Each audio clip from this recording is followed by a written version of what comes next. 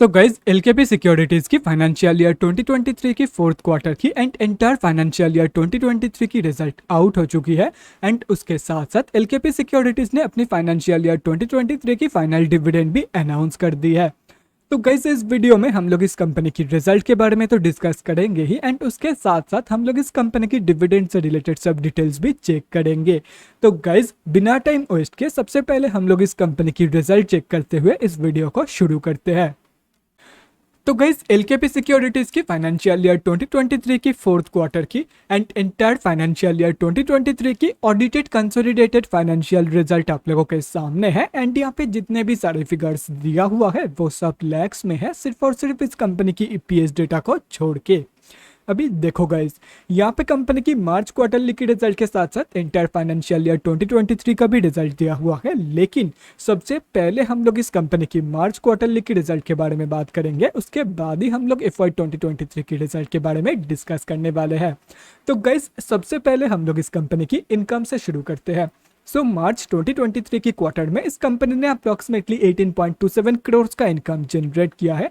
और अगर ये दिसंबर 2022 की क्वार्टर एंड मार्च 2022 की क्वार्टर से कंपेयर किया जाए तो दिसंबर 2022 के क्वार्टर में इस कंपनी ने अप्रॉक्सीमेटली 20.57 करोड़ का इनकम जनरेट किया था, एंड मार्च 2022 के क्वार्टर में अप्रॉक्सीमेटली 24.35 करोड़ का इनकम। तो मार्च 2023 की क्वार्टर में एलकेपी सिक्योरिटीज ने अनफॉर्चुनेटली बोथ केसेस पे, मतलब both quarter on quarter basis पे and year on year basis पे, दोनों के दोनों ही केसेस में एक नेगेटिव इनकम ग्रोथ यहाँ पे दिखाई है। तो अभी अगर इस कंपनी की एक्सपेंसेस के बारे में बात करें तो मार्च 2023 की क्वार्टर में इस कंपनी ने अप्रॉक्सीमेटली 18.58 करोड़ का खर्चा किया है।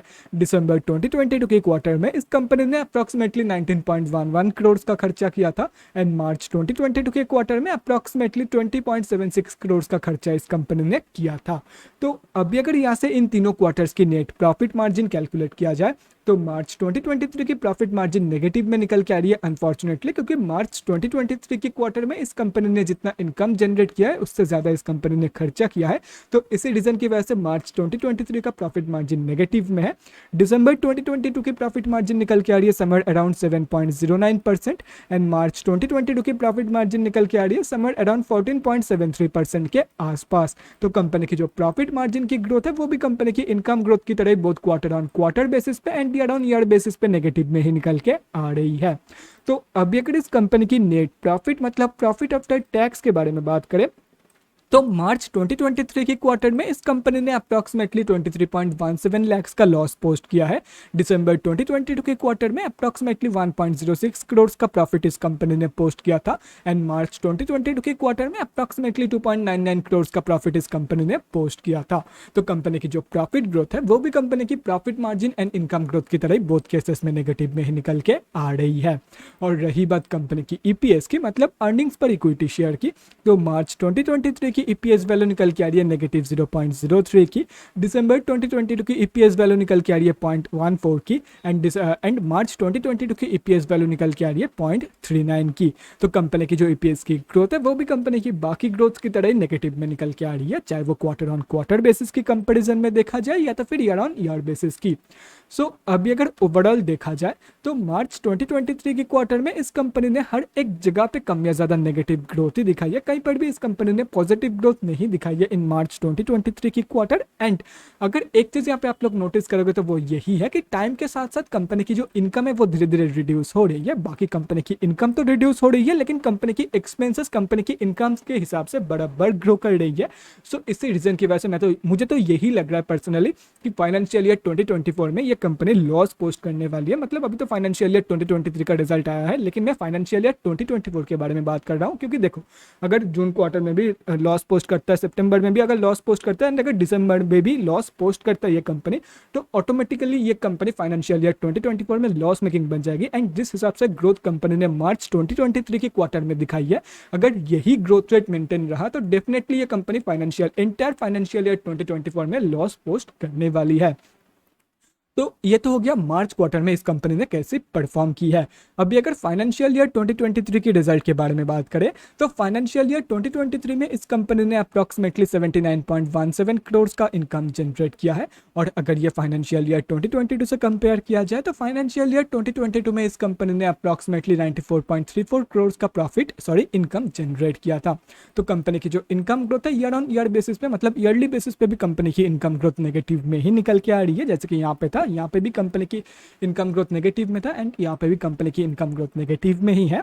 तो अभी अगर इस कंपनी की एक्सपेंसेस के बारे में बात करें तो फाइनेंशियल ईयर 2023 में इस कंपनी ने अप्रॉक्सीमेटली 73.93 करोड़ का खर्चा किया है एंड फाइनेंशियल ईयर 2022 में इस कंपनी ने अप्रॉक्सीमेटली 76.09 करोड़ का खर्चा किया था।